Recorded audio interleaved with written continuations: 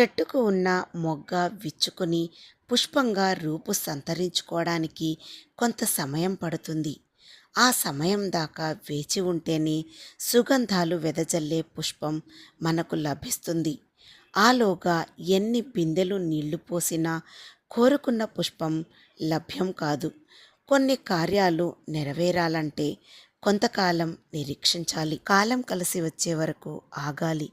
ఓర్పుతో వ్యవహరించాలి. అప్పుడే అనుకున్న కార్యాలు ఆశించినట్లుగా జరుగుతాయి. వసంతం కోసం, వర్షం కోసం చెట్లు నిరీక్షించవు, ప్రార్థించవు, ప్రాధేయపడవు.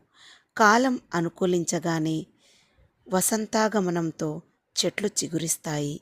గీతలో భగవానుడు బోధించినట్లుగా మనిషి కూడా తన పనిని తాను త్రికరణ శుద్ధితో నిర్వర్తించాలి. ఫలితం కోసం ఎదురుచూ